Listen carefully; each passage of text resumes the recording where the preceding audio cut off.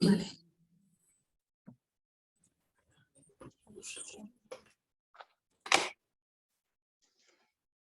Entonces empiezo.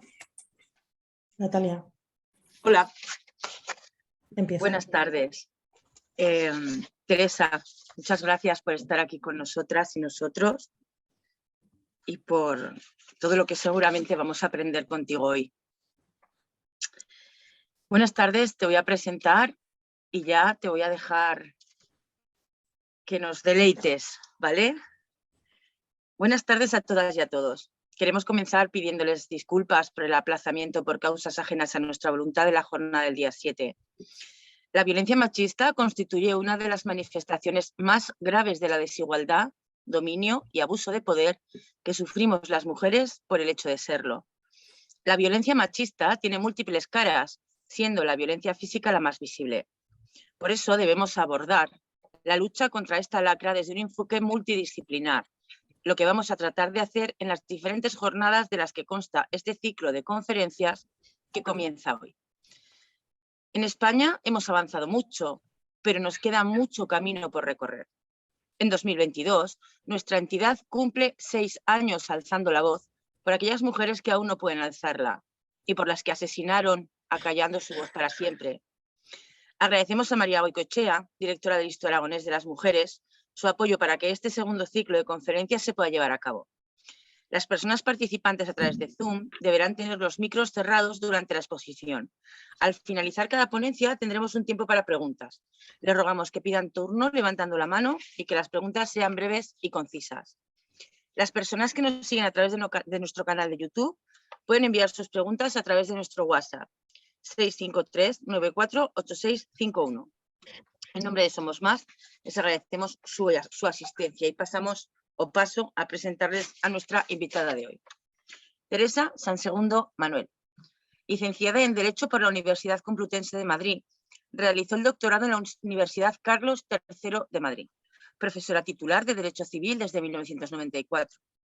En la actualidad es directora del Centro de Estudios de Género de la UNED, directora de cursos y del máster sobre malos tratos y violencia de género, directora de conductas violentas en la infancia y juventud, directora de la Cátedra de Igualdad y Bienestar Psicológico y Emocional. Ha participado en numerosos cursos en distintas universidades, ha recibido diversos premios a lo largo de estos años. Y Teresa, bienvenida y muchísimas gracias por aceptar nuestra invitación y estar esta tarde aquí con todos y todas nosotras. Gracias. Gracias a vosotras por invitarme. Bueno, muchas gracias Natalia por la presentación y muchas gracias a la Asociación Somos Más de Mujeres Sobrevivientes de Violencia Machista por contar conmigo. A mí me gustaría mucho más estar en directo y espero algún día estar por allí. Bueno, yo voy a hablar sobre la credibilidad de las mujeres y los niños y niñas en comisarías y juzgados. No sé si debería decir, en vez de sobre la credibilidad, sobre la falta de credibilidad. Me voy a referir a las mujeres que han sufrido malos tratos y a sus hijos e hijas. Y respecto a estos últimos, especialmente cuando han sufrido abusos en la familia. Porque para empezar y enmarcar un poco esto, vamos a partir de la campaña que se hizo en Europa, que hizo el Consejo de Europa, de que 1 de cada 5 niños o niñas está sufriendo abusos o ha sufrido abusos. Esto en Europa. Es más, hay más porcentaje de niñas que de niños, viene a ser como un 70-30, pero tanto unas como otros reciben muchos abusos. Y bien, aquí todo el mundo se rasga las vestiduras al hablar de la pederastia. Pero ¿dónde se mira la pederastia? Se mira en la iglesia, en los sacerdotes, se mira en los profesores o monitores de gimnasia. Y de ahí nos salimos. Pero ¿dónde se producen la mayor parte de los abusos sexuales, las agresiones a niños y a niñas? En su entorno más cercano, porque estamos hablando de agresiones que empiezan con bebés, desde que nacen y pues durante prácticamente toda la minoría de edad. Entonces, claro, ¿dónde se va a producir en un bebé una agresión? En unos niños de 3, de 5, de 8 años, pues en su casa. Entonces vamos a hablar claro.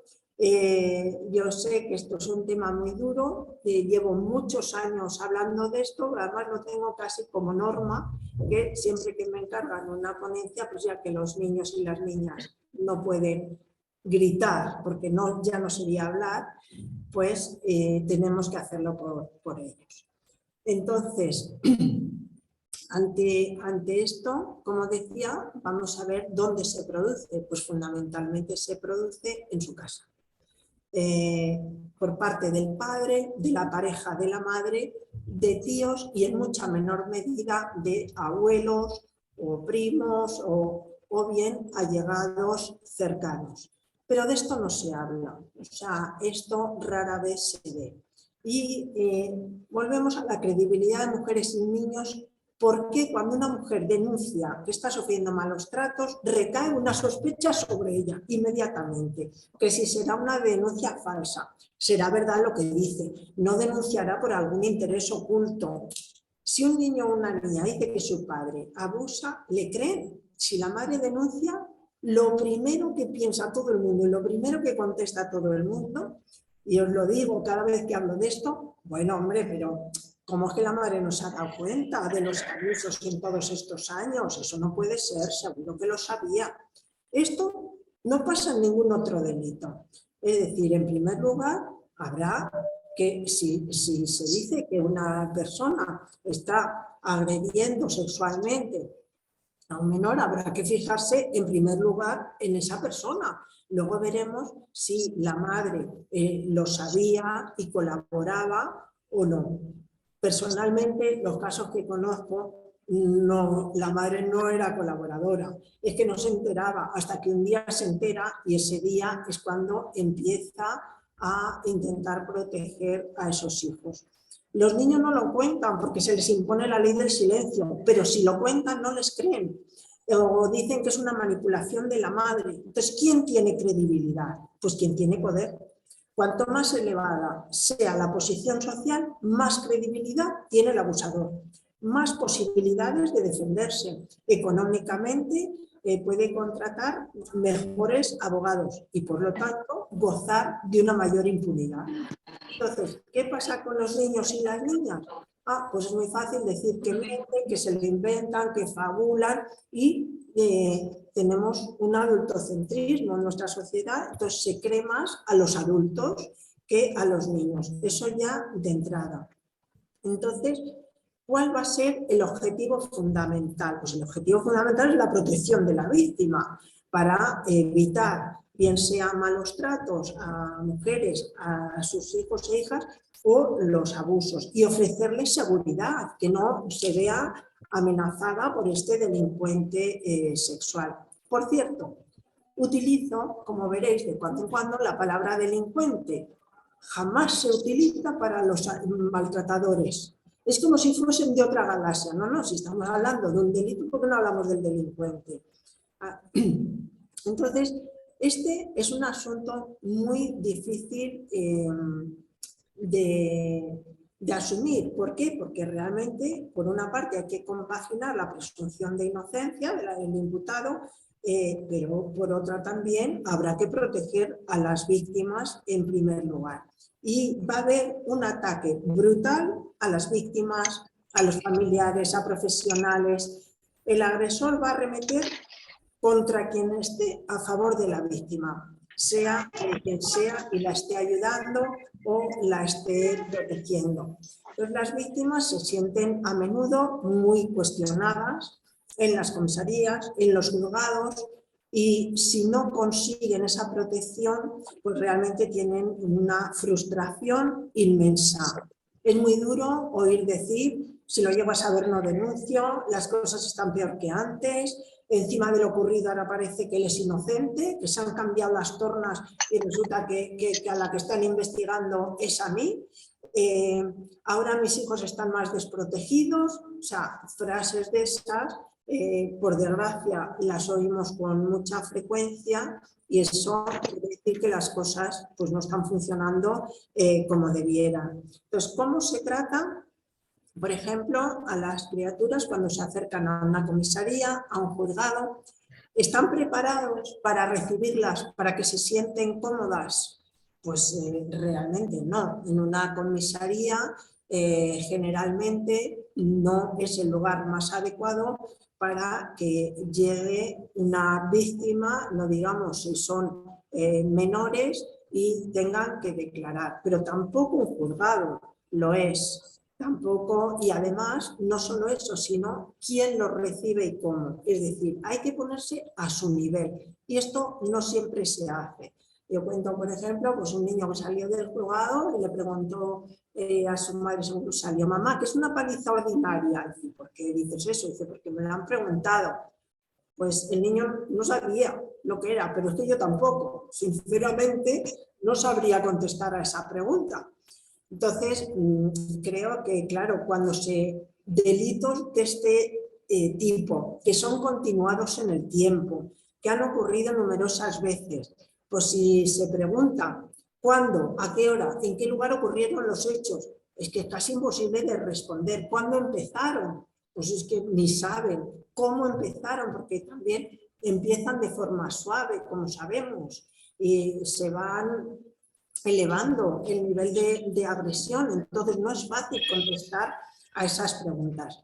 Pero también hay que tener clara una cosa, no solo las víctimas, defender a una niña, a un niño, a una víctima requiere mucho coraje, sobre todo cuando los agresores tienen poder social y económico, porque tienen mucha más credibilidad social ellos, además de, como he dicho antes, más experiencia en ocultar, mentir, manipular y en costear los gastos de los procesos judiciales, que no es nada sencillo. El estar costeando constantemente abogados, procuradores, etc. Entonces, ¿por qué las niñas y los niños carecen de credibilidad? Pues ¿por qué se piensa que si se lo han inventado, que si se ha implantado, que se ha manipulado? Y luego, por otra parte, decimos que los locos y los niños siempre dicen la verdad. Bueno, pues ¿pueden mentir? Claro que pueden mentir, todos podemos mentir, pero ¿no será más fácil pillar a un niño, a una niña que miente? Va a tener muchas menos armas en ese sentido, no es tan difícil. Entonces, ¿pero qué pasa? Que es una forma de desacreditar, el decir que está mintiendo, que se lo está inventando. Y realmente aquí hay una tensión entre los derechos del imputado y los derechos del niño, la niña o la víctima en general. Entonces, ¿por qué la solución más frecuente por parte de los tribunales es, ante esa tensión, es a favor del imputado? Porque se da prioridad a su presunción de inocencia y no a la angustia de esos niños y estas niñas. Yo comprendo que hay que, por supuesto, que la presunción de inocencia tiene que existir. Yo recuerdo un curso que di, una ponencia dentro de un curso a jueces, y me dijo un juez, hombre, es que yo no voy a condenar a alguien si no estoy seguro. Digo, hombre, pues faltaría más.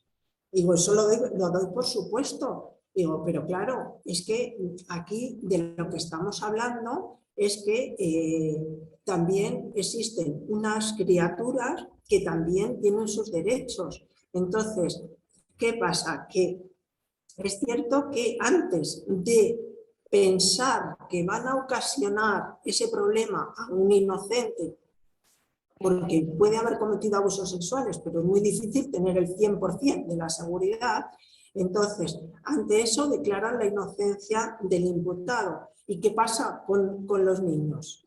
Cuando se declara esa inocencia, se les deja con todos sus derechos. Yo no digo que se castigue si hay una duda razonable, pero desde luego que se proteja a las víctimas. O sea, mi posición es ante todo la protección de las víctimas y la protección de los menores, por encima de la imposición de una pena. Y es más, en casos de sobreseimiento, de que se archive, de que no esté comprobado, eso no quiere decir que no haya existido. No se oye. Son cosas muy diferentes. Que no exista a que no se haya probado unos abusos. Entonces, lo que no podemos dejar es a esos niños abandonados a su suerte, o mejor dicho, a su mala suerte. Hay que protegerles por encima de todo. El problema que tenemos es que, como decía la juez Jofré, que la impunidad es la regla en el incesto. Rara vez se denuncia, muy rara, y rara vez se condena. Yo sé que lo que voy a decir no es significativo. ¿Oyes algo?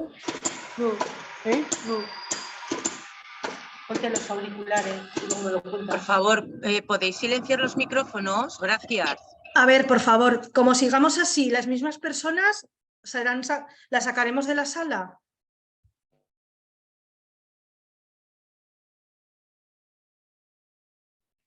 Teresa, ponte el audio. Que no tienes el micro puesto.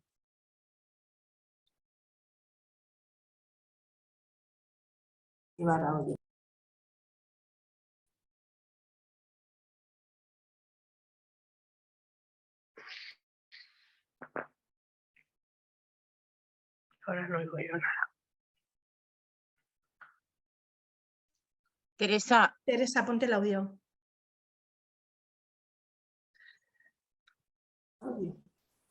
Ahora. Ahora sí. Y por Ahora. favor, micros cerrados para que no pase esto. Vale.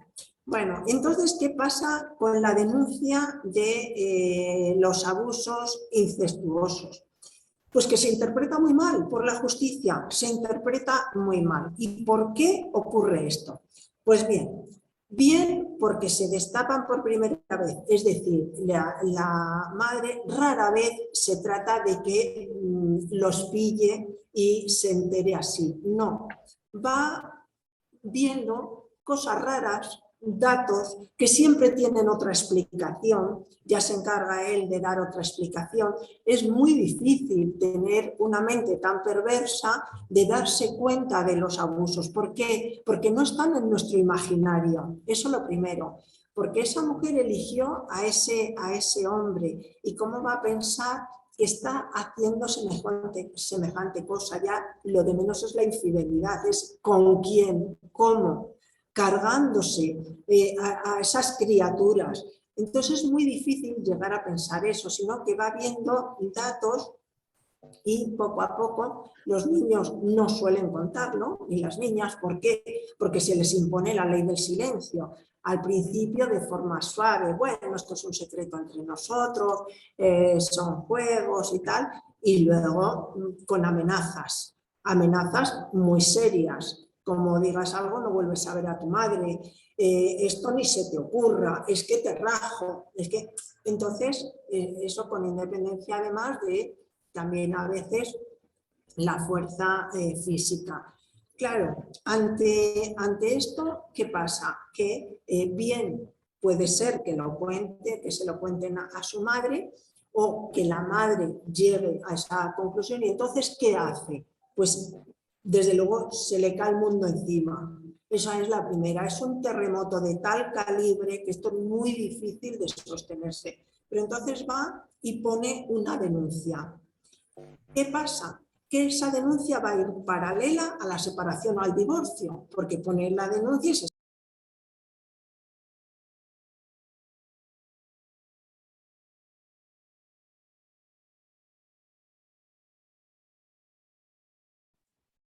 No sé por qué, me dice que me habíais silenciado. Debe ser por lo que estoy diciendo.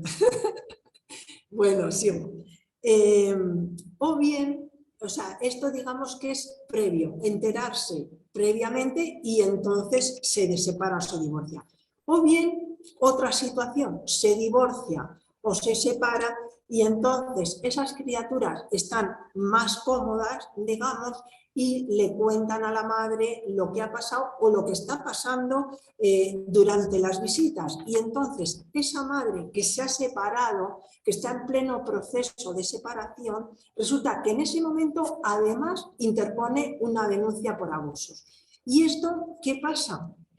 Que se interpreta muy mal en el juzgado. ¿Por qué? Porque no lo ha hecho antes, porque no lo ha puesto antes. Si estos abusos llevan tiempo, justo ahora, pues será que quiere conseguir algo con esto. Y siempre hay ese manto de sospecha cuando denuncian a sus parejas o exparejas. Por otra parte, los abogados de ellos, de los agresores sexuales, animan a sus clientes a pedir de inmediato la custodia de los hijos. Y entonces esto enmascara todo de modo que el resto de las alegaciones, es decir, las agresiones sexuales, quedan como dentro del marco de una disputa por una custodia. Entonces, así se diluye lo otro. ¿Qué pasa? Que luego, por otra parte, los y las profesionales no están preparados para recibir esto. Es que es difícil, casi nadie está preparado. Y el resultado va a estar condicionado por la mirada. ¿A qué me refiero? Pues sí, ya sea la justicia, ya sea el ámbito sanitario, el que sea, su marco interpretativo parte de la sospecha de la declaración, lo único que va a buscar es indicios que confirmen esa sospecha. Si como norma se parte de que la madre denuncia abusos para obtener alguna ventaja o que los niños mienten y su declaración es una fantasía, pues lo va a interpretar en ese sentido. Es decir, la forma de mirar, de acercarse los profesionales a ese tema va a condicionar el resultado totalmente. Además que obviamente este tipo de delitos tiene una dificultad probatoria, pero como decía antes, el hecho no quiere decir que no haya sucedido, el hecho de que no se haya probado. Por otra parte, ¿qué es lo que sucede? Pues que si no queda aprobado, como decía, no se toman medidas especiales respecto a esos hijos e hijas. Entonces, generalmente, pues bueno, luego, si se ha sobreseído, pues puede tener visitas, custodia. Entonces, imaginaros el padre que ha maltratado o que ha abusado y no ha sido condenado, bueno, pues va a castigar muy duramente por haberle delatado y para ello va a utilizar todos los mecanismos posibles. Entonces, por otra parte, la atención se centra muchas veces en los padres, en lugar de conceder importancia del protagonismo a ese niño. No se entiende que si una niña cuenta con sus palabras que su padre la ha tocado, la ha violado, no sea su declaración el eje de la investigación. Y lo primero que se piensa es que la madre la manipuló, que la madre se lo implantó, que si la madre obstaculiza la relación con el padre.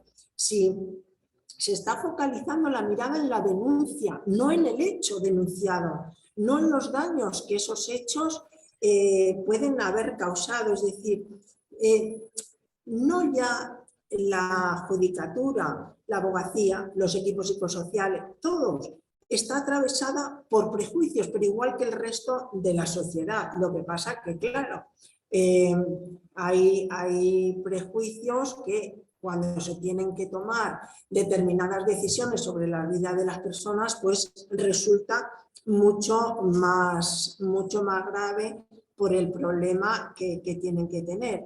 Si entendemos a los jueces, porque pueden tener dudas, una soledad ante este tema, porque estos temas realmente llegan al alma y atraviesan a quien los toca, pero tienen además una responsabilidad, una angustia, una intranquilidad. Todo eso lo podemos entender.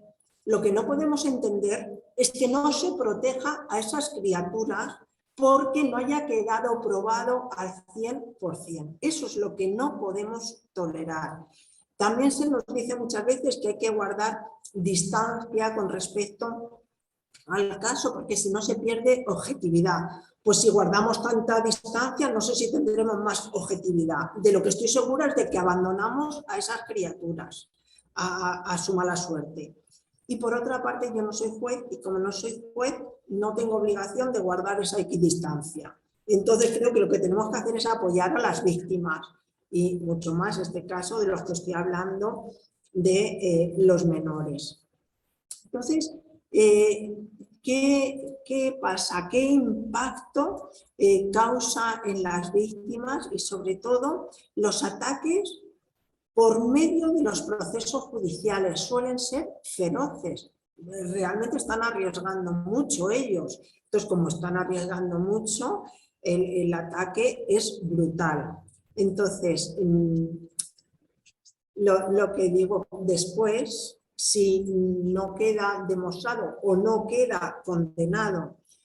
He dicho antes que iba a decir, pero se me ha ido el hilo con lo de los sonidos, que yo iba a decir que no soy representativa. Lo que voy a decir ahora no es una estadística, pero personalmente, como hablo de esto, pues luego muchas mujeres pues se ponen en contacto conmigo. Al final lo que hago es como de acompañante o de psicóloga, intentando estar a su lado. Y como esto por desgracia dura tantos años, pues al final pues soy íntima amiga. Pero no conozco ni un solo caso de un padre condenado, ni uno, y conozco unos cuantos. Como os digo, esto no es estadístico, porque estoy hablando de algo muy personal, pero es un dato que tengo y así os lo cuento.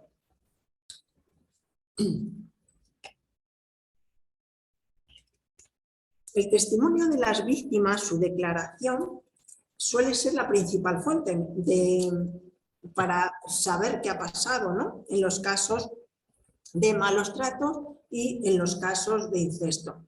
Con lo cual es importantísimo que se hagan las mejores condiciones posibles para conseguir que hablen, que las preguntas se formulen bien, que se formulen de forma que no condicionen la respuesta. Es muy importante que haya garantías que rodeen esta exploración del menor. ¿Por qué lo cuentan? ¿Y para qué se denuncia?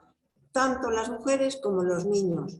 Pues claramente, porque tienen la esperanza de que les protejan, de que les comprendan, para lo cual es necesario que les crean.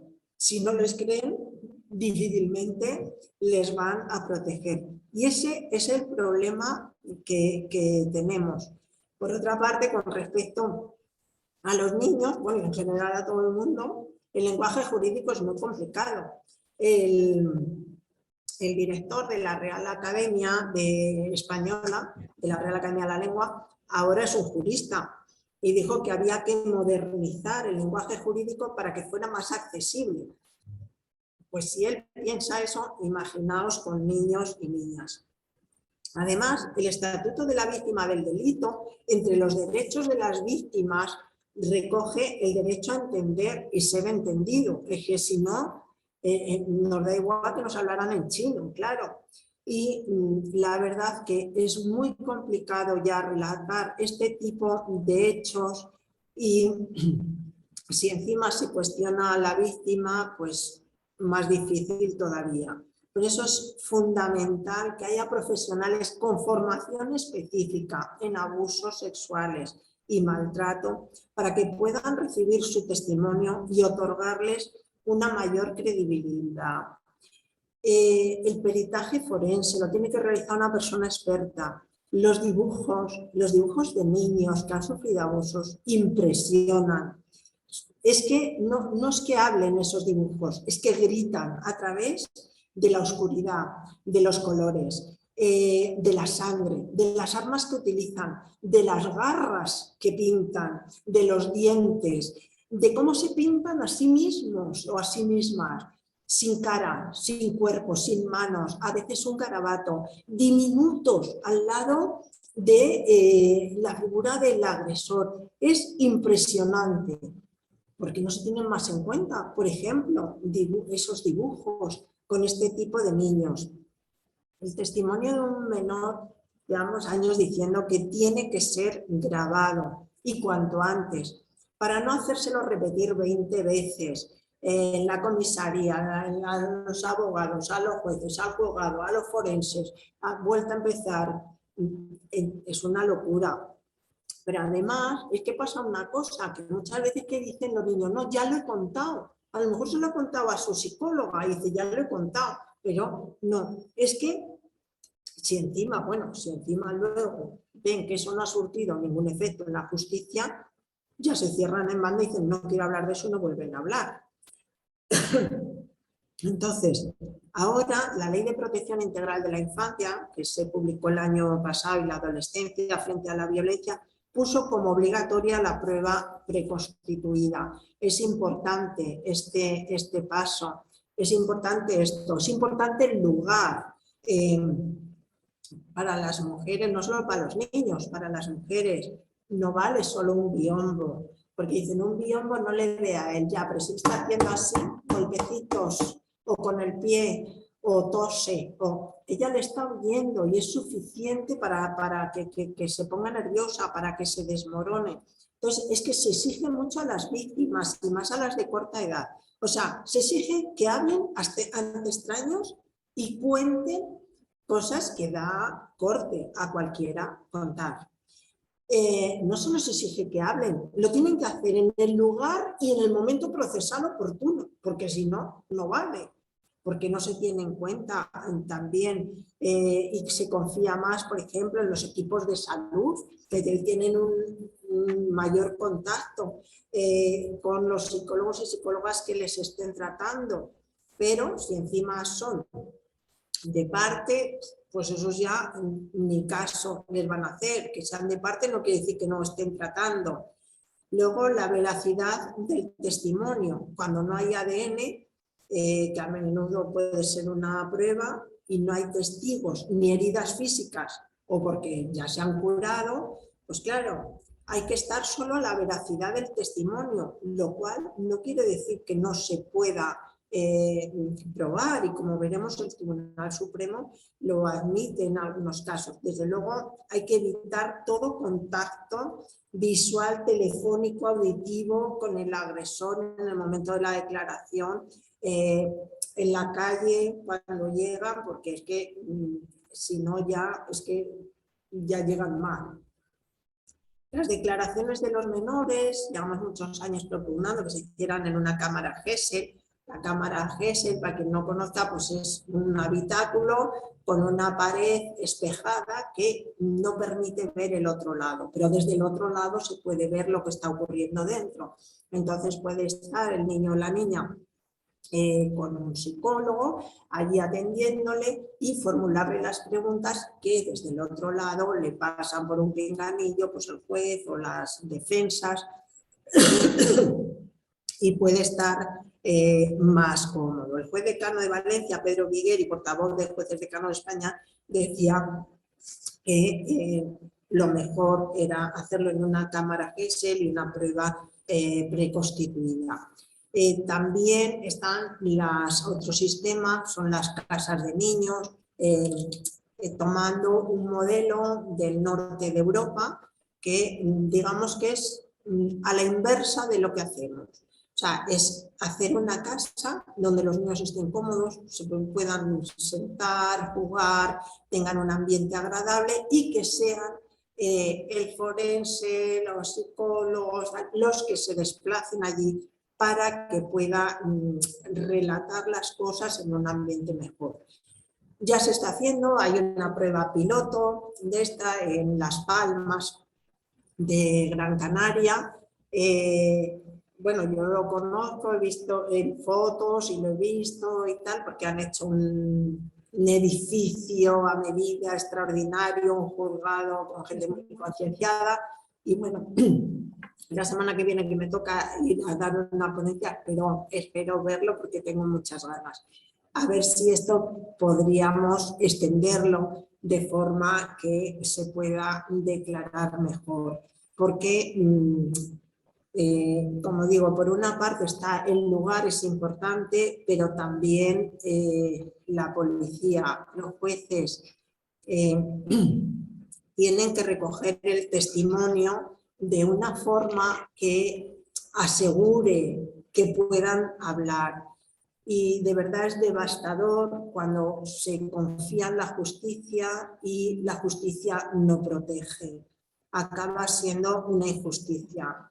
Yo intervine como experta haciendo propuestas, a mí me dejan, y hice como 50, muchas relativas a niños y niñas, para el Pacto de Estado contra la Violencia de Género, ante el Congreso y ante el Senado. Y cuando me tocó ir al Congreso, pues pregunté a una niña que había sufrido abusos por parte de su padre y que no fue condenado, y le dije si quería que yo dijera algo, porque iba a hablar de esto, y ella había relatado en el juicio todo lo que le había sucedido con 6 años, en una sala, con todo el mundo togado, y pues fue sobreseído su caso. Entonces me iba enviando mensajes de voz con sus palabras, con WhatsApp, y yo intenté copiar las mismas palabras para transmitirlo bien al Congreso. Entonces me dijo, diles que los jueces saben juzgar, pero no saben lo que nos ha pasado a los niños, que hemos sufrido mucho. Así se definía, para no decir otras cosas. Y nosotros sí lo sabemos. Al cabo de un rato, pues se ve que pensaba más y me mandaba otro mensaje de voz de WhatsApp. Me gustaría acompañarte para apoyarte, pero tengo cole.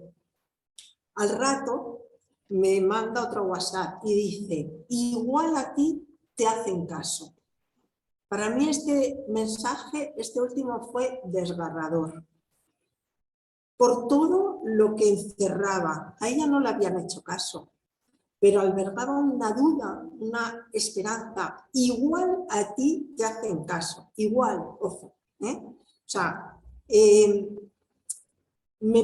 podía haber una posibilidad de que a mí me hicieran caso y me creyeran. O sea, para que veáis cómo lo ve una niña. Bueno, por lo menos valió la pena transmitir su mensaje, porque por la noche le dije a su madre, dile que yo he dicho todo tal como me lo ha dicho. Bueno, y cuando se enteró de que sus palabras habían llegado al Congreso, decía la madre que bueno, que estaba feliz, que estaba eufórica. Bueno, por lo menos podemos servir de altavoz. Y vamos a ver, es muy importante la capacidad de la víctima para que la entrevista se adapte a esa capacidad.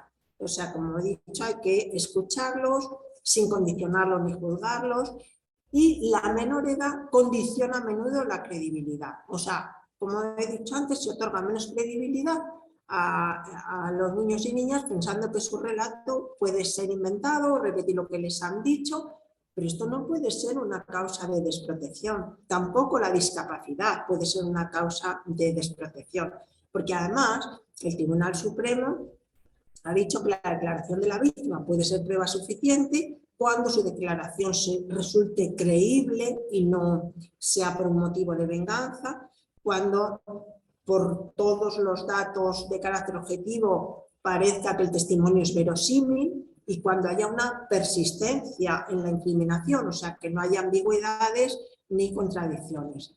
Entonces, no se puede tumbar la credibilidad del testimonio por la corta edad del menor, porque también tiene menos capacidad para engañar. O sea, y además, esto no puede ser una excusa para dejarles indefensos.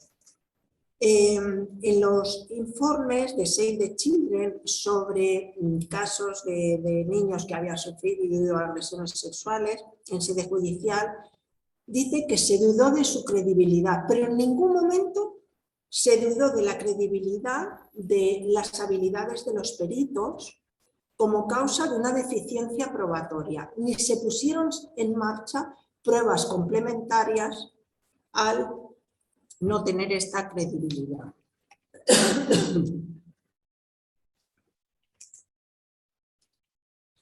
Entonces, esto también puede ser, como constata este informe, que la falta de constatación de los abusos, más que a la falsedad de los hechos, pudiera deberse a la falta de preparación en los profesionales. Por otra parte, solo miran la credibilidad en lugar de mirar el daño producido. Y la falta de credibilidad no solo en niños, en mujeres es también demoledora. Os voy a contar, en los cursos y máster que llevo, había una jueza que hizo el curso, hizo el máster, y entonces el día que le tocaba defender el trabajo de fin de máster me dijo, oye, ¿puedo llevar al fiscal de mi juzgado y a una amiga abogada? Y digo, sí, sí. Y entonces me contó la siguiente historia. Ella llevaba 2 años en el máster y dice, mira, cuando yo empecé el máster, te voy a decir la verdad, yo no creía en las mujeres. Pero ahora me pasa al revés. Ahora me peleo con mis compañeras porque no les creen. Y te voy a contar el caso que me ha pasado, pues le había pasado esa semana. Dice, venía una señora en el ascensor cuando yo llegué al juzgado y según iba subiendo el ascensor, la señora se iba viendo mala, más mala, peor, y ya se puso a vomitar y tal, pero como ya la ayudaron, se encargaron de ella, pues la jueza esta se fue para su juzgado. Y al final de la mañana fue a visitar a una compañera, al juzgado de al lado, y le dice la compañera, mira, ¿ves a esa señora? Dice, no sabes cómo teatraliza. Dice, yo miro a la señora y era la del ascensor, y digo, ¿cómo que cómo teatraliza? Dice, sí, sí, la tenías que ver declarando. Dice, entonces le conté que ella iba vestida de calle. Dice, ¿cómo llegó esa señora, en qué condiciones al juzgado? Dice, no se cree. O casos de que a una mujer la fríen a preguntas porque es una profesional de cierto nivel y tiene un currículum estupendo. Esto no se lo hacen a ningún hombre, ponerse a criticar el currículum profesional. ¿Por qué? Porque se supone que si tiene ese currículum no va a ser buena madre. Pues la verdad, daban ganas de contestar, porque allí eran todas mujeres, la fiscal, la juez. Es decir, perdonen, lo que pasa es que no se puede, está uno en peores condiciones. ¿Qué pasa? ¿Ustedes son peores madres por tener esta categoría profesional? Esto no se le hace, o sea, siempre está en duda esa credibilidad. Entonces, si mantienen silencio los niños, pues eso se interpreta a favor del denunciado. Y si relatan los abusos, se sospecha de su palabra, no se le cree y han implantado esas ideas. Con lo cual, es que da igual, se haga lo que se haga, estamos ante una falta de credibilidad total. Y hemos conocido algún caso por los medios de comunicación tremendo, como una niña que cada vez que tenía que ir con su padre lloraba, estaba con estados de ansiedad, no dejaba que le tocara, y lo dijo así la policía muchas veces. Son muchas denuncias a la madre por no cumplir el régimen de visitas, y el juzgado, ¿qué hizo? Que dijo que se tenían que someter a terapia para restablecer el vínculo paterno-filial. A ver qué vínculo hay que restablecer. Bueno, esta niña seguía yendo y no la hacían caso. El juzgado archivó el caso y la audiencia provincial confirmó la decisión del juzgado. ¿Qué hizo esta niña? Se metió una grabadora en el calcetín con 9 años. O sea, con 9 años se tuvo que fabricar su propia prueba y liarse a hablar con el padre para que el padre dijera que le tocaban los genitales para jugar. Entonces, a partir de ahí le hicieron caso. Es que esto es tremendo, tremendo, tremendo. O sea, condenar a los menores a que sigan sometidos a agresiones sexuales por no creerles, por no indagar más, por falta de formación de quienes les atienden. O sea, es que yo nunca insistiré lo suficiente que ante la duda hay que proteger al menor, por encima de cualquier otro interés digno de protección. Y de esto hay muchos ejemplos, que los pocos que vemos en la prensa, porque como digo, rara vez sale. E incluso cuando lo cuentan, conozco el caso de una niña que lo ha contado en el colegio a las amigas, a las madres de las amigas, que su padre la viola, que lo lleva haciendo muchos años. Es sobrecogedor escucharla. Su caso está en los juzgados, pues con custodia alterna, custodia compartida, y dice la niña, lo único que siento es no haberle grabado, pero bueno, él no le deja comunicarse con la madre mientras está con él, ni sacar el móvil de su casa. Tiene móvil en casa, pero no se lo deja. Bueno, hemos visto que en los menores, por falta de capacidad, teóricamente, no se les hace caso. Pero ¿qué pasa con los que tienen alta capacidad? Pues también malo. También malo, ¿por qué? Porque si hablan con mucha propiedad, eso solo puede ser objeto de una manipulación. Entonces os cuento el caso de una niña muy inteligente que había sufrido abusos por parte de su padre y yo lo veía muy difícil precisamente por esto. Una niña de muy corta edad. Y les dije que llevaran informes sobre el grado de madurez y coeficiente de inteligencia. No sirvió para condenar al progenitor porque se expresaba demasiado bien. Una niña que ha sido atendida por el SAMU en numerosas ocasiones, es uno de los casos de Save the Children, y esta niña dice que prefiere morirse, dijo así, antes que irse con su padre. El juez no ordenó ninguna prueba pericial y dice que el testimonio de la niña no es nada creíble, es más, parece totalmente inducido por su madre, con la que convive, haciendo manifestaciones impropias de su edad. Y en momentos en que nada se le pregunta al respecto, como pudo ser un momento en que por propia iniciativa refiere que antes prefiere morirse que estar con su papá. Vamos a ver, esta niña tiene razón al juez de que su lenguaje no se corresponde con la edad. Yo también lo digo. Bueno, pues ¿por qué no la preguntó que cómo va en el cole o hable de los árboles o de las estrellas? Hubiera visto que también hablaba con propiedad de eso. Pero no, es inducido por su madre. Pero una madre le va a inocular a una niña que quiere morirse, que prefiere morirse, a una niña de pocos años. Vamos, creo que es muy difícil, una madre esté loca, vamos. Por convivir con la madre ya tampoco tiene credibilidad. Entonces, como decía al comienzo, la alta capacidad tampoco juega a favor de estos niños. Y hemos visto, entre las modificaciones que ha introducido la Ley Orgánica de Protección a la Infancia y Adolescencia, una ha sido al artículo 416 de la Ley de Enjuiciamiento Civil, que este artículo es el que dispensa de la obligación de declarar cuando son familiares, es decir, para que una persona no tenga obligación de denunciar a su marido, a su padre, a su hijo porque ha robado. Pero, sin embargo, se ha añadido que no pueden acogerse a esta dispensa cuando tengan la representación legal de un menor o una persona con discapacidad. Y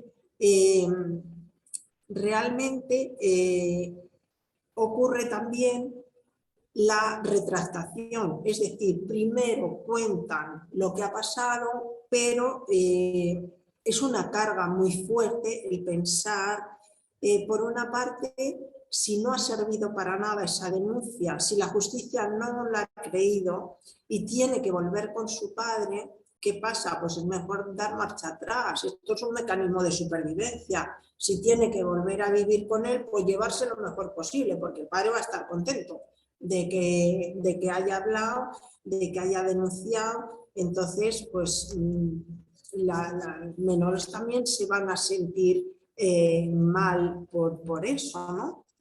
Con lo cual hay una sobreadaptación, digamos, para pues, poderse llevar más o menos bien. Y fundamentalmente en estos casos, por tanto, ¿qué es lo que ocurre con la sociedad?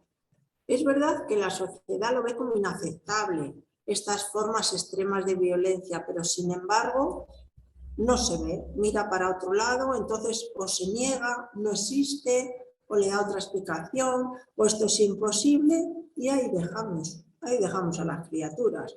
¿Y qué es lo que pasa? Que cuando una madre, por ejemplo, denuncia abusos incestuosos por parte de su pareja hacia sus hijos, como hemos visto, la sospecha se vuelve contra la madre. O sea, hay un prejuicio desfavorable contra las mujeres. porque como no lo sabían, encima ellos mantienen un discurso mucho más lógico y ellas parecen desquiciadas, pero ¿cómo no estarlo ante semejante situación en los juzgados? Entonces pasa lo mismo con la credibilidad de las mujeres.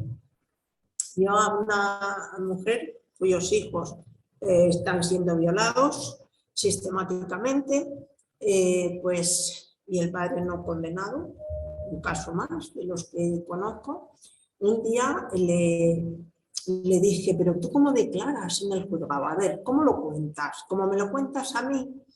Y me dice, sí. Digo, claro, pues eso es lo que te pasa, que tú lo cuentas como muy fríamente, de forma objetiva, ¿no? Y lo cuentas así y entonces pues pensarán que no puede ser porque no te estás muriendo, vamos, porque es para morirse todo lo que sucede. Y entonces me dijo, es que si no, no lo podría contar. Y cuando termino, eso sí, me hincha a llorar, pero si no lo cuento así, yo no lo podría contar, todo lo que cuento. Entonces, Teresa, perdona, 5 minutos. vale, si lo cuenta de forma exagerada, teatraliza. Si lo cuenta así de una forma más objetiva, resulta que no se cree. Entonces, o sea, ¿cómo hay que contarlo? ¿Cómo hay que contarlo? Aquí pasa lo mismo que decía con la capacidad de los niños. Si son muy pequeños, son muy pequeños. Si son demasiado listos, también. Entonces, ¿qué es lo que recae sobre las mujeres? Pues las denuncias falsas, la acusación de denuncias falsas, que por más que haya dicho el Consejo General del Poder Judicial que es un porcentaje nimio del 0,0 algo, pues da igual, eso ahí sigue. El síndrome de alienación parental, ahora prohibido por la Ley de Protección a la Infancia, se proscribe su utilización, pero bueno, sabemos que se sigue utilizando bajo otros nombres, manipulación, alienación parental, y pues es un síndrome que ya sabemos cómo nació. Se llamaba el síndrome de la madre maliciosa. Luego ya para disimular se puso lo de alienación parental para que quedara un poquito más disimulada la cosa. Y precisamente Garner es que se dedicó a hacer informes de padres con agresiones sexuales a sus hijos y se inventó este síndrome. Bueno, luego, más síndromes que tenemos, los paso rápido, el síndrome de las falsas memorias, que se dice que claro, que si se interpone una denuncia muchos años después, es que es una falsa memoria que se le ha imbuido a esa persona.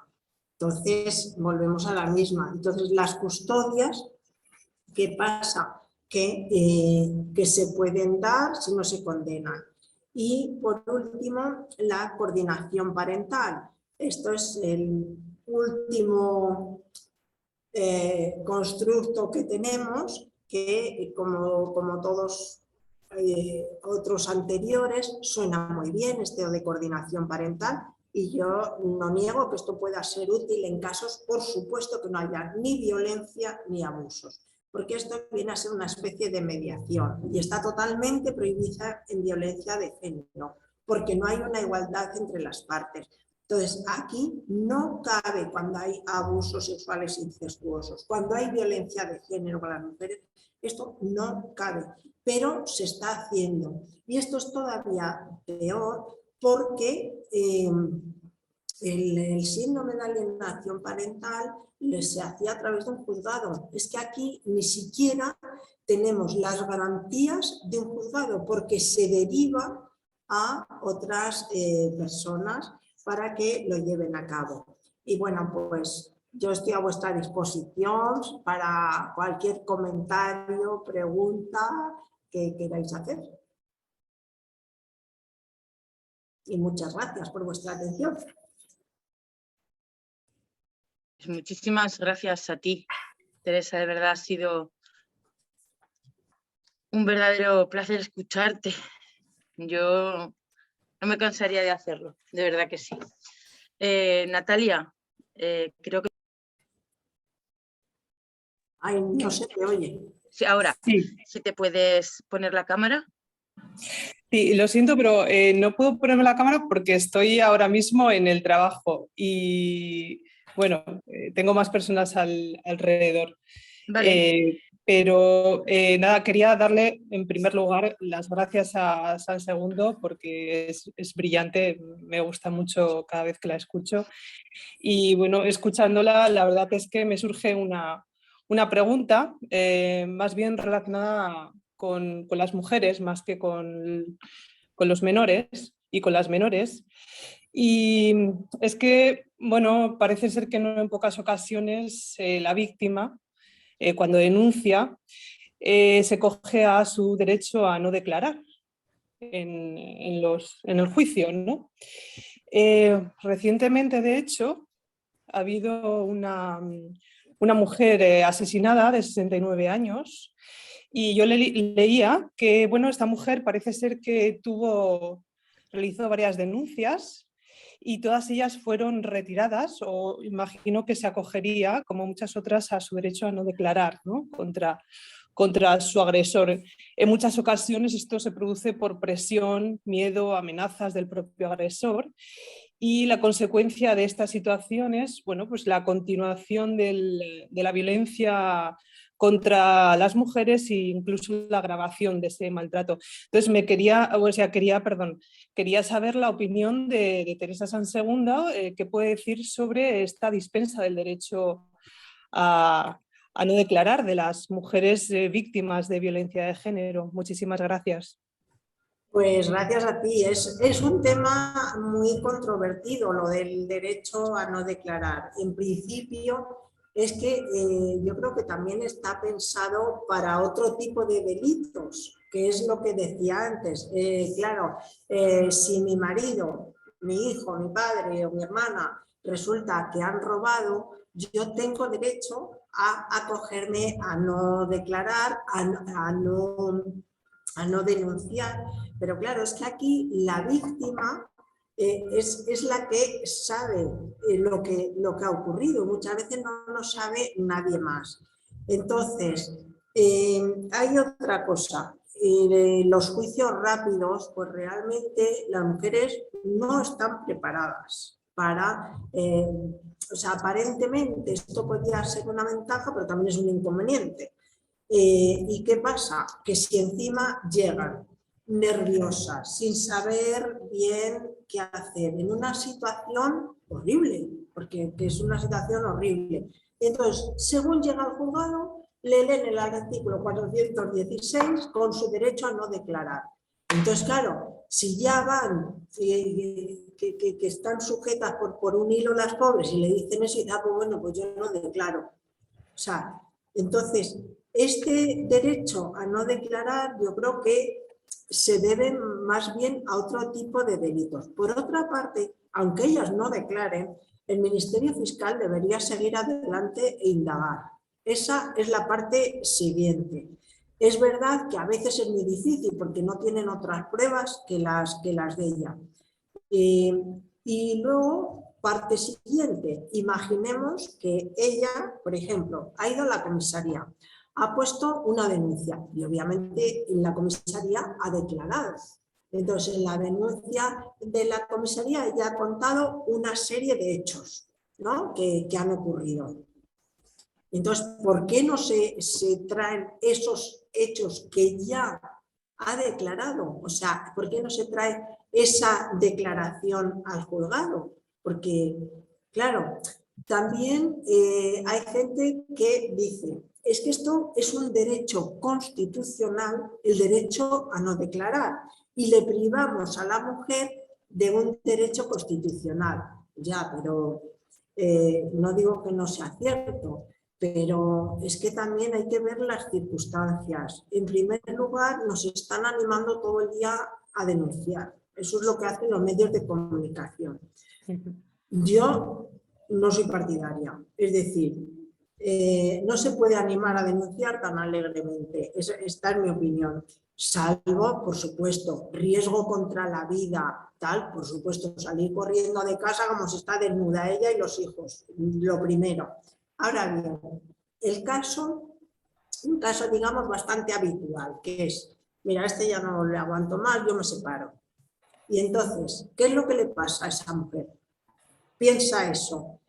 Y la primera cosita que le hace, cosita lo digo entre comillas, como ella ya ha tomado la decisión de que se va a separar, pues llega un día y le da un empujón o una cosa sin importancia con respecto a lo que ha habido anteriormente. No digo que no sea importante, pero como ella tomó la decisión, ese día dice así, se acabó, va y se presenta a una comisaría y no dice más que esa chorradilla. Oiga, mire, es que me ha empujado. Y resulta que lleva una vida aguantando cosas realmente graves, pero no las ponen. Tampoco le sacan, digamos, esa información los profesionales. Entonces, ¿cuál es mi opinión? A toda mujer que piense, digo, si no hay riesgo contra la vida inminente, sino que está pensando en separarse, para cortar, porque muchas se creen que separándose se va a acabar este infierno, y no se acaba porque sobre todo las que tienen hijos siguen atadas ahí con las custodias, con todo esto. Entonces, mi consejo en ese caso es no poner la denuncia, irse a una asociación, irse a un abogado o una abogada, que les asesoren bien, que preparen una denuncia bien hecha, bien estructurada, con toda la historia, con todo. Porque es que si no empieza de forma muy débil. O sea, y las posibilidades de éxito van a ser muy pequeñas, porque apenas ha contado casi nada. Y es normal, porque llega en ese estado de nervios a la comisaría. Entonces, mi consejo es eso, que vayan a una asociación de mujeres, que vayan a un abogado y que no redacten ellas la denuncia, que lleven una denuncia bien hecha. Teresa, nos cansamos de decir eso una y otra y otra y otra y otra vez. Porque nosotras pensamos que una denuncia bien redactada son los cimientos sanos, fuertes y bien plantados del procedimiento posterior. Sí, sí. Entonces, a nosotros nos hace mucha gracia eso de denuncia 016, que sí, que si está en riesgo que en ese momento te va a matar, está muy bien. Pero si no, nosotras es que asentía porque es que repetimos una y otra vez lo mismo que dices tú. Pero es que nos bombardean con eso, porque están todo el día diciendo denuncie, denuncie, y parece que es que sí denuncia, pero es que además toda la sociedad tiene esa opinión.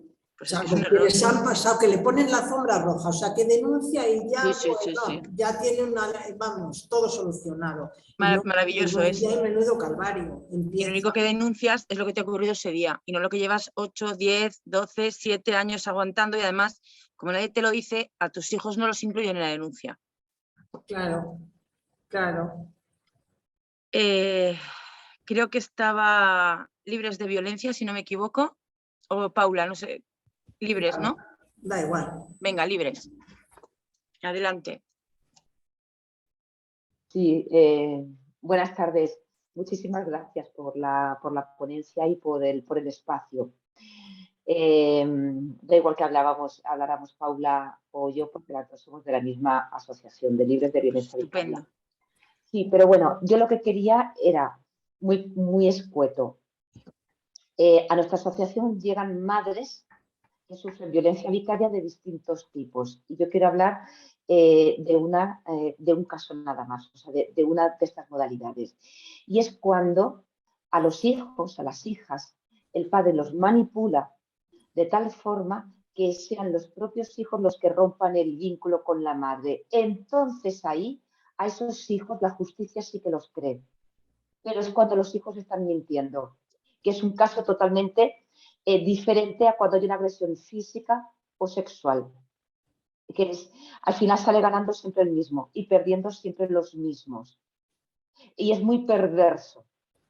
Es muy perverso porque se les hace caso a los menores cuando están mintiendo. Nada más. No, no, totalmente de acuerdo, totalmente de acuerdo. Cuando están mintiendo o un paso más, es que luego ya llegan a creérselo, porque yo estoy pensando ahora un caso que conozco desde hace muchos años, que pues tendrían como 12 años y ahora pues tendrán 20 y muchos o 30, no hablan a la madre. O sea, era un caso que adoraban a su madre, ¿eh? Adoraban a su madre, poco a poco pues lo fue retirando y ahora no tienen ningún contacto ni lo quieren tener las hijas. Para mí es tú lo has dicho muy bien, muy perverso y es ya el colmo de los colmos, es ponerlas en, o sea, que sean los propios hijos los que ataquen, que no puede haber nada más duro para una madre. O sea, claro. Y no solo hay un ataque, sino que hay denuncias falsas que son llevadas a trámite. sí, sí. Y en esta asociación somos muchas las madres que llevamos años sin contacto con nuestros hijos. Sí, sí, sí, sí. No, no, es muy doloroso y muy perverso. Y como has dicho tú, ahí hacen caso. Ahí sí les hacen caso a los hijos. Sí, sí, es durísimo esto. Es triste porque ahí sí que se admiten toda clase de denuncias, ahí sí que dan credibilidad a esos menores, credibilidad que no se da en otras ocasiones, cuando realmente esos niños están sufriendo maltratos y abusos. Yo creo que no hay, vamos, no sé, es que no hay palabras, ¿no?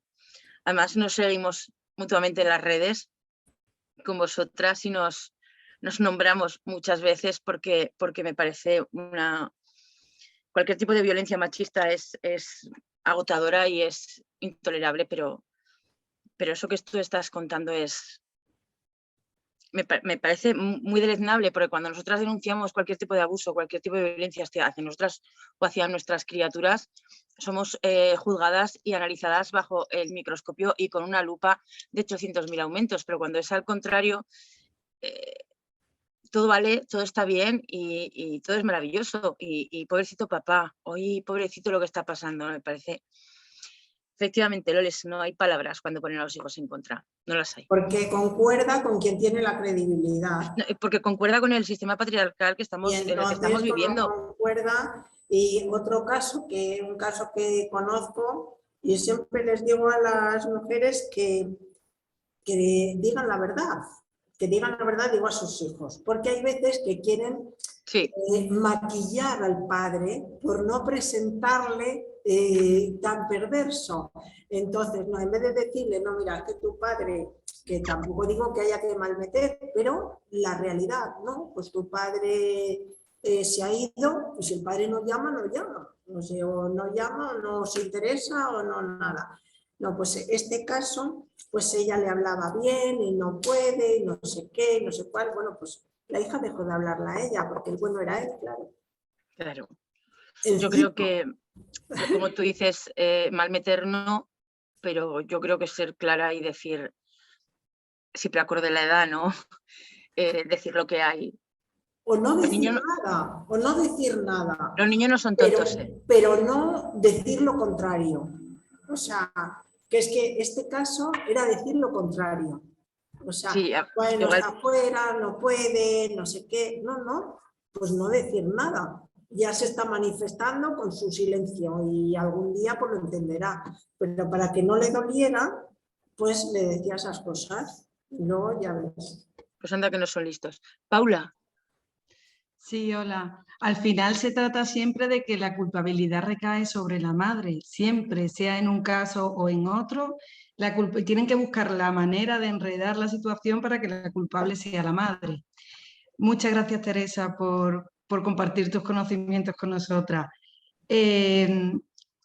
Como bien ha dicho Raquel, yo también pertenezco a la asociación Libres de Violencia Vicaria y mis hijas pequeñas y yo también sufrimos violencia vicaria. La sufrimos, ellas son pequeñas, entonces la sufrimos de otra manera, pues el padre intenta hacerme daño a mí a través de hacer daño a las pequeñas, que es una forma también muy cruel porque tienes que convivir con ellos, ¿no? Ver cómo las están dañando y no puedes hacer bien poco. Yo primero quería comentar que efectivamente sobre el tema de denunciar, a mí mis abogados durante todo el proceso de divorcio me recomendaban que no denunciara.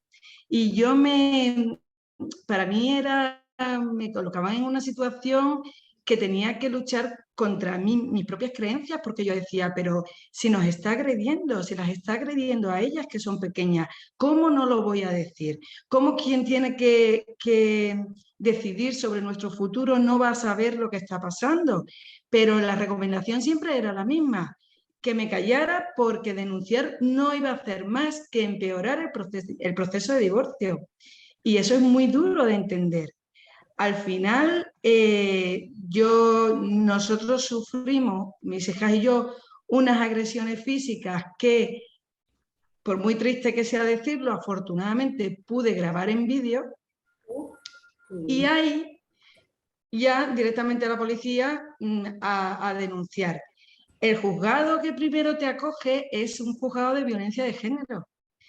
Es verdad totalmente que las menores, mis dos hijas, la menor no declaró la mayor, que fue la agredida con 12 años, y es verdad que la hacen declarar primero en comisaría, después en la primera entrevista con el juzgado y después en el juicio rápido. O sea, la niña tiene que declarar 3 veces y la niña declara siempre lo mismo. Y curiosamente, qué curioso que sufrimos la misma agresión porque fue todo en el mismo contexto, curiosamente declaramos las dos lo mismo, todas las veces. Y eso hace que se reste total credibilidad al testimonio de la niña. Como una niña va a declarar lo mismo que la madre y va a declarar sin contradicciones siempre lo mismo. Claro, yo me preguntaba, pero es que lo extraño hubiera sido que hubiera declarado algo diferente, si fue lo que pasó y lo que hemos vivido las dos. Pues no, pues curiosamente, la idea es esa. La credibilidad de la niña es 0 y la de la madre menos 0. Entonces, a todo esto quisiera hacer un pequeñito hincapié sobre lo que has dicho de la nena esta que quería ella tan pequeñita ya y tenía tan claro Bueno, me ha recordado mucho el comentario de mi hija, además no hace mucho tiempo, cuando salió absuelto el padre, decía, mamá, tú tranquila, que nosotros sabemos lo que pasó, porque nosotras estábamos allí y sabemos lo que nos hizo. Así que nosotras tranquilas. Quiero ser jueza en el futuro, mamá, ¿qué hay que hacer para ser juez? Hay que estudiar mucho, que hay que estudiar, porque yo no quiero que ningún niño le pase lo que me ha pasado a mí. Es muy curioso. Y lanzo ya mi pregunta. En mi sentencia de este procedimiento penal en el que se le pedían al padre 4 años de cárcel por 4 delitos de violencia, 3 contra mí, 1 contra la niña, pues en esta sentencia el juez declara todas las agresiones probadas y acreditadas. Pero en su sentencia decide absolver, en sus fallos, decide absolver al padre porque dice que no hubo intención de hacer daño. Entonces mi pregunta es directa. ¿Es posible, existe en nuestro ordenamiento jurídico una agresión acreditada sin intención? ¿O cómo puede saber eso un juez, la intención que tenía mi exmarido? Es que no tiene, vamos. Bueno, primero, lo primero que has dicho, que las dos declarabais lo mismo, como dices tú, es de lógica. Sí, pero podíais haber declarado distinto en un sentido, que a lo mejor tu hija se hubiera fijado más en unos detalles que en otros. Entonces hubieran dicho que declarabais diferente. Y que, o sea, es una forma de si declaráis lo mismo, os habéis puesto de acuerdo y os lo estáis inventando, y si declaráis distinto, es que es mentira. Entonces, es que esto es, no sé, es un laberinto del que no se puede salir, porque de las dos maneras, mal. Luego, has dicho que los abogados te recomendaban no denunciar.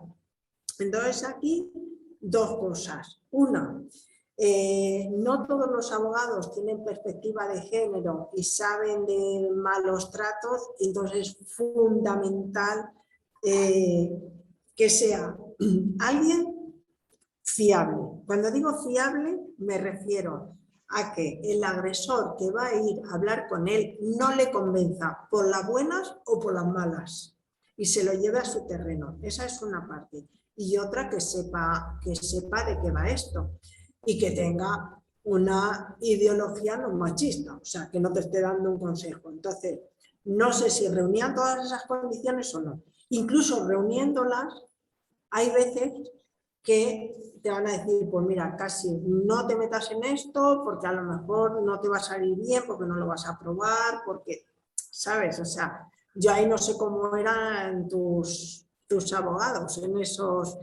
esos consejos.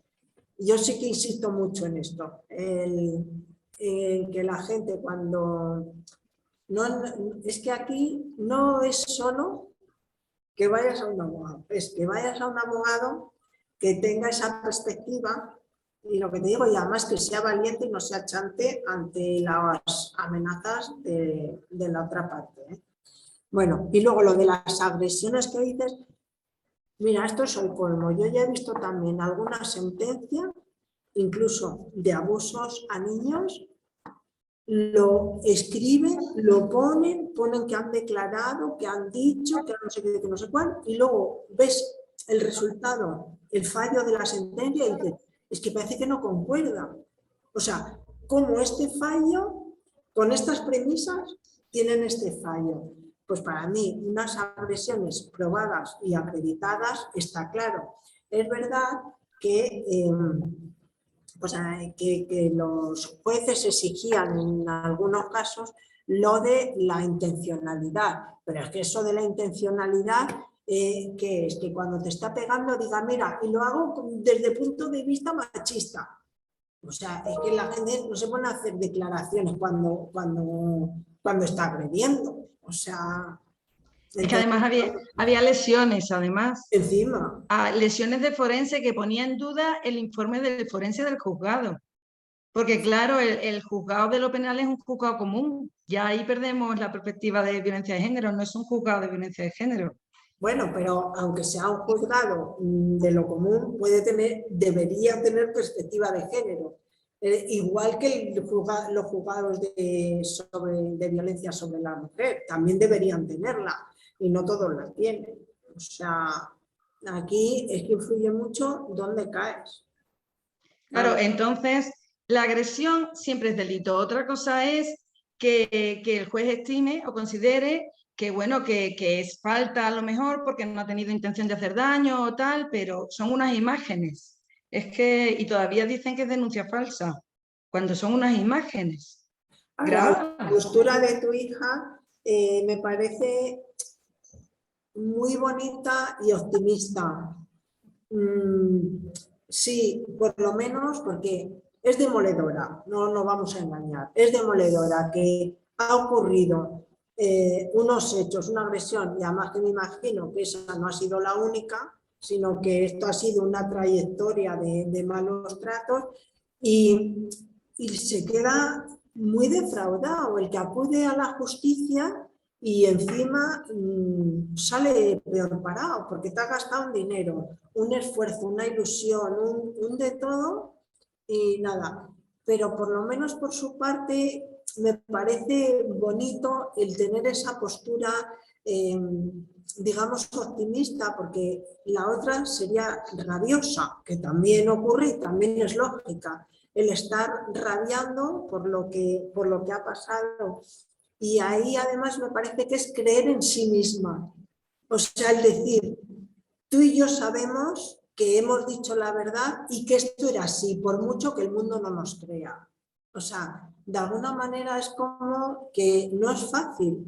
O sea, cuando muchas víctimas necesitan constantemente, después de dejar de ser víctimas, incluso esa o después de dejar, todavía quedan secuelas, esa reafirmación, eso que alguien constate que tú vales, ¿no? Entonces, me parece precioso dentro de que esto es feo, el que no la hayan condenado, el que ella adopte esa postura, de verdad, me parece muy bonito. Una última cosita, Teresa. Las absolutorias además tienen consecuencias, son utilizadas para retirar custodias. Claro, Es que es muy claro, duro, es muy duro. claro, claro. No solo no te han dado la razón y te han hecho pasar todo, sino que además te va contra ti. Claro, por supuesto. En el mejor de los casos, una custodia compartida, o una porque además las piden para fastidiar, aunque no les interese, o una retirada de custodia. ¿Y tú cómo tienes ahora la custodia? Yo tengo la custodia compartida, pero desde que lo incriminaron, vamos, desde que ocurrió esto, me mandó un burofax de que no iba a ejercer la custodia compartida. Pedí medidas urgentes para que por lo menos se regularizara la situación y la respuesta del juzgado de familia ha sido que no va a tomar ninguna medida y que cuando se resuelvan todos los procedimientos, tanto civil como penal, ya decidirá qué medidas tiene que tomar y contra quién. O sea, una amenaza directa. ¿Y qué edades tienen? Pues ahora mismo tienen 11 y 13. Mira, esto es horrible, pero el tiempo juega a tu favor. El tiempo juega a tu favor. Entonces, va a llegar un momento en que van a ser ellas las que van a decir que quieren eso. Ya. Y ya llega un punto en que, no digo que no haya habido algún caso, pero ya llega un punto, por ejemplo, a partir de los 14, ha habido algún caso muy raro, pero ya es que se suelen negar los hijos o las hijas y ya ahí les suelen dejar. Suelen, yo no digo al 100% porque aquí hay de todo, pero pues nada. Gracias. A ti por contarnos, por compartir tu historia. ¿Alguien tiene alguna pregunta más? Bueno, pues si nadie tiene una pregunta, yo desde luego que sepáis que estoy a vuestra disposición para lo que queráis y mi correo es tsansegundo, todo junto, @der de derecho, der.uned.es. Repito, tsansegundo@der.uned.es. Yo, si en algo os puedo ser de utilidad, estoy a vuestra completa disposición. Muchísimas gracias, Teresa. Gracias a vosotras. Gracias por estar aquí. Y encantada de que se organicen jornadas de este tipo porque hace mucha falta. Hace falta, por saber, nos hace falta a todos y a todas, pero también creo que sirve por darnos ánimos, por sororidad. Sí, y porque aunque mal de muchos consuelo de pocos, el estar juntas y saber que, y juntos, y saber que todos y todas estamos aquí apoyándonos unos a otras y otras a unos es muy importante. Es fundamental. Yo Pues creo que es algo que nos hace bien y saber que hay personas como tú que también siguen ahí peleando por nosotras y sobre todo yo creo que por nuestro talón de Aquiles, que son nuestras hijas e hijos siempre. Claro, es que a una madre le tienen atadas de pies y manos. Es que totalmente. Si te dicen que te van a quitar a los hijos o ves que les están haciendo daño, pues es que vamos. Yo los llamo los convidados de piedra de toda esta fiesta. Son los convidados de piedra, los convidados mudos y ciegos a los que nadie les deja hablar, a los que nadie toma en cuenta, a los que nadie escucha y ya está, están ahí y son la moneda de cambio con las que juegan estos señoros totalmente. No tienen hijos, tienen rehenes. Totalmente, totalmente. Sí, sí, así es. Sandra, ¿querías hacer alguna pregunta? Sí, perdona, que es que me habéis bajado antes la mano y me había despistado. Me ha contestado por el chat, perdona, eso, cuando has comentado sobre la ley integral del año pasado, del 2021, has hablado de algo de una prueba preconstituida, que no lo había escuchado bien. Y no sé si eso lo podías ampliar un poquito, porque lo has mencionado, pero lo has pasado muy por encima y a lo mejor es algo que No, puedes... sí, es muy importante porque o sea, la prueba preconstituida pues, quiere decir que si un niño o una niña declara, se le graba y eso va a valer para cualquier momento, cualquier parte del juicio, cualquier persona, o sea, y no se le hace declarar un montón de veces, porque es... Bueno, es un trago. Imaginemos, por ejemplo, el tema que yo estoy contando es que lo que sufren las criaturas de tener que estar contando sus abusos para encima contárselos así alegremente a todo el mundo, porque es que es a todo el mundo. Es en comisaría, a los abogados, a los psicólogos, al forense, al juez y fiscal. O sea, es que... Claro, a los médicos, o sea, es que esto es infinito, es que esto es infinito. Encima, luego, pues, ¿qué es lo que dicen? Pues que el testimonio va variando, o sea, porque al irlo contando, pues pueden ir cambiando el relato un poco, pero bueno, fundamentalmente para mí es más que nada no hacerles pasar por todo eso y también estaría bien para las mujeres, cuidado, no solo para los niños y las niñas. O sea, que no te estén torturando preguntando una y otra vez lo mismo. Y se va la trabajadora social del centro al que ibas y viene la nueva y se lo vuelves a contar. O sea, ya no es... Es que son montones de veces. Perdona, de sitio. Sí, sí. ¿Tú crees que podría ser interesante la figura, por ejemplo? Yo me acuerdo de haber ido a las oficinas de las víctimas de delito. Ahí casi siempre hay psicólogos, hay psicólogas. En los centros ambulatorios médicos hay psicólogos o deberían de haber psicólogos, psicólogas, no sé.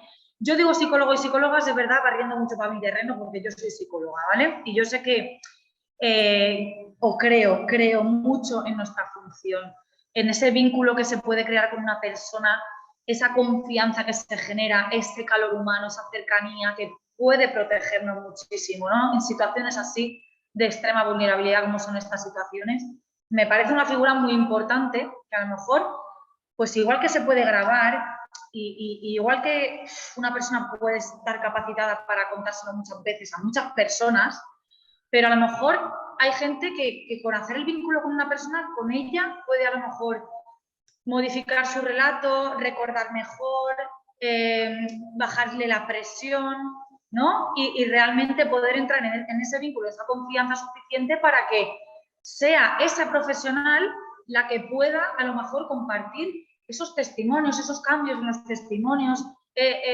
a lo mejor esa capacidad de gestión emocional, psicológica, ¿no? que a veces sufren las víctimas de todos los sucesos, ¿no? Estoy pensando en una figura que se podría, no sé, generalizar, ¿no? A todos los delitos, a lo mejor, pero para quitar un poco el problema este que tenemos de intermediar con tantos profesionales que a lo mejor no están siquiera formados en esa perspectiva de género. Hablando de nuestros problemas ahora como mujeres y víctimas en los demás delitos igual, como víctimas, ¿no?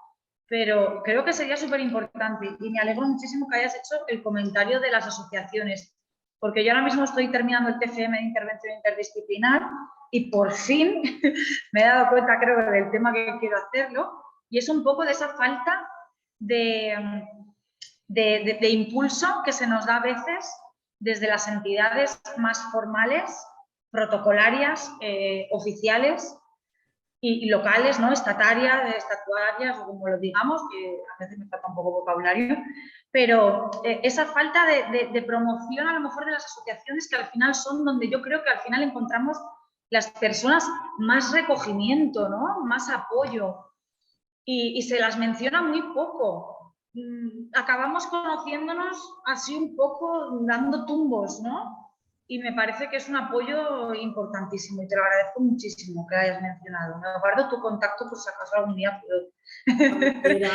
Pues no, totalmente de acuerdo, porque es un mundo muy frío, donde se encuentran muy solas, y es una forma pues, de sentirse comprendida, de estar con alguien que ha pasado lo mismo, que te echa una mano, que te ayuda, que te puede decir, pues vete aquí, vete a este otro lado, tienes estos recursos. Y luego a mí me parece que aquí la parte que realmente falla es la psicológica. Yo soy de Derecho y creo que es que este tema no se entiende en los juzgados. Si hablamos, por ejemplo, de los juzgados, es que no lo entienden ni jueces, ni fiscales, ni los propios abogados, aunque estén en el turno, me da igual en el turno de violencia, que no estén, o sea, no lo entienden. Entonces hablas con un juez y, bueno, es que esta mujer viene, pone la denuncia, pone en marcha. Es verdad, eso es muy caro, quieras que no, pues es caro, esto le está costando al Estado, pues esos jueces, esos fiscales, toda la maquinaria que ha puesto en marcha, la policía, tal. Luego viene, quita la denuncia, o sea, parece que es que las mujeres estamos aquí deshojando la margarita y la pongo y la quito, y pues no, es que esa mujer a lo mejor no tenía que haber puesto la denuncia, sino haber tenido un apoyo psicológico fuerte para poder sostener esa denuncia. Es que luego no es fácil aguantar todo ese calvario y ese camino. Entonces, pues a lo mejor lo que falla es eso, no es que las mujeres estemos locas y digamos sí, mañana no, sino, pues a lo mejor pasa eso. Para mí, ya te digo, la parte, el talón de Aquiles de esto es la parte psicológica en todos los medios. O sea, pues que los médicos entiendan también esto, que no se han implicado para nada, y eso sí que sería otro salto. Y bueno, por ejemplo, es que es muy complicado lo de los tratamientos psicológicos. No se le puede llevar a un niño a un tratamiento psicológico porque si todavía no ha declarado y todo eso, resulta que entonces ya le has manipulado y ya no va a estar bien. Entonces, claro, ¿qué esperar? A que estén bien destrozados. Vamos a destrozarle bien para luego rehabilitarle. Y por otra parte, como dices tú, o sea, si está yendo a un tratamiento psicológico, ¿por qué no se tiene más en cuenta? Porque esa persona es la que sabe lo que le está contando y además lo de que varíen, pues claro, porque vas analizando de otra manera las cosas. También nosotras, si ahora mismo nos preguntan, no vemos igual que hace años que no veíamos tanto la violencia, por ejemplo. O sea, que sí, estoy totalmente de acuerdo contigo, vamos. No Yo sé. creo que vamos aprendiendo todos los profesionales unos de otros, ¿no? Pero Claro. Como que cada uno en su campo a veces se cierra mucho a lo que conoce, ¿no? Y hasta ahora, hasta a lo mejor no sé cuánto podría decir de años, pero hasta ahora éramos como compartimentos muy separados. Y yo creo que es verdad que cada vez más intentamos coger todos un poquito de todos, hacerlo todo muy interdisciplinar para eso, ¿no? Para realmente podernos apoyar mejor. Ojalá que vayamos mejorando todos y realmente nos tengamos en cuenta todos a todos, porque es que yo creo que es muy importante. A mí a veces me sorprende el hecho de que hay juicios en los que, bueno, la valoración psicológica a lo mejor la tienen en cuenta o no, o igual que la del informe del perito o del médico, o yo qué sé, y es como en plan, a ver, que esto es un trabajo en equipo, ¿no? Que debería de contar realmente todas las valoraciones de los profesionales. Tendríamos que hacer esa perspectiva un poquito más amplia, ¿no? Es que ¿sabes lo que pasa? Que vamos a ver, los psicólogos o las psicólogas vais de peritos, ¿no? A informar sobre un niño. No se le da el mismo valor que a otros peritos. Te pongo un ejemplo. Un puente, una presa, una carretera, el perito en ese caso pues va a ser un ingeniero de caminos al que el juzgado, uno o varios, al que el juzgado le encarga un informe. Seguro que le va a hacer más caso, segurísimo.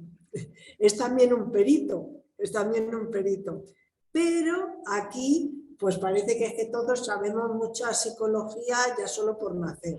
Y hombre, pues algo sabremos, pero también hay una especialidad que es por algo y sabréis más la gente que os dedicáis a eso. Pero no se hace el mismo caso. Muchas gracias, Sandra. Muchas gracias porque creo que ha sido súper interesante tu aportación también. Sí, sí. Y el tema de las asociaciones me alegra muchísimo que lo hayáis sacado. Porque, bueno, yo creo que somos las ovejas negras y las grandes relegadas de todo esto también. No se nos tiene para nada en cuenta y yo creo que como bien dice Sandra, tenemos que trabajar en equipo. Todos los profesionales que intervenís en todos los estadios del procedimiento de denuncia de una mujer sois súper importantes, pero si, bueno, a mí me tienen que operar de un cáncer, creo que iré a hablar con mujeres que hayan pasado un cáncer, que son las que me van a poder contar cómo se han sentido, cómo lo han llevado, cómo han pasado la quimio o la radio, qué ha pasado si las han tenido que amputar. No, pues en el caso de la violencia, y he cogido el símil con el cáncer, a cosa hecha, es igual. Creo que cuando una mujer necesita hablar de cómo le pega, cómo le ha estado pegando palizas sistemáticas a su marido, o cómo le arranca a sus hijos, o cómo ha estado maltratando a sus hijos y cómo han venido esas criaturas completamente destrozadas en las visitas que le ha dado el juez, porque la ha obligado a ponerle en bandeja a sus hijos e hijas para llevárselos. ¿Quién mejor que otra mujer que sabe perfectamente lo que es vivir eso, ¿no? Pero tenemos que hacer un equipo conjunto con todos los profesionales que trabajáis con nosotras. Nadie es prescindible, pero creo que las asociaciones estamos muy infravaloradas en esto, por las instituciones y por los que nos tienen que valorar para trabajar y colaborar y cooperar. Ahora todo el mundo enarbola la bandera de la violencia, todo el mundo se sube al carro, esto es maravilloso, y ya está. Y todas las asociaciones, sean de lo que sean, de la cría del escarabajo pelotero en cautividad contra la violencia de género, es maravilloso todo, ¿eh? Y aquí todo el mundo vale, pues mira, pues no. No se pueden usurpar los espacios de las mujeres que hemos vivido bajo el yugo y bajo el pie del maltratador. Y esto es así. Y somos junto a las que los profesionales podemos echar una mano y podemos ayudar sin juzgar, sin martirizar, y porque es que sabemos lo que es que nos tiemblen las piernas cuando vemos una llave en la puerta. Y sabemos lo que son muchas cosas que igual la Asociación de la Cría del Escarabajo Pelotero en Cautividad no sabe. Muchísimas gracias, Teresa. Muchísimas gracias a todas y todos vosotros por acompañarnos. Os recuerdo que tenemos otras charlas, otras ponencias pendientes. Teresa, gracias, mil gracias. Gracias a todas vosotras. Y prometemos volverte a molestar, prometemos volverte a la guerra, a las mañas. Yo cuando queráis, cabezonas. Encantada, y además si puedo ir, iré porque me parece fundamental la labor que hacéis, es lo que has dicho. Es que no es solo hablar, sino que se sienten escuchadas, comprendidas, no juzgadas. Es que tampoco se puede ir por ahí contando todo lo que ha pasado, porque ni la gente te entiende, entonces es fundamental la labor de una asociación. Es que muchas veces te viene una víctima y lo primero cuando empieza a hablar, igual el primer cuarto de hora lo único que haces es llorar con ella, porque lo necesita, porque le hace falta y porque sabes que necesita desahogarse y sabes lo que le está pasando. Es como leer un libro, es que es como ver tu propia película y se me ponen, no lo veis, pero se me ponen todos los pelillos de punta, real. Y en mi casa ya está la calefacción central encendida, así que no es por frío.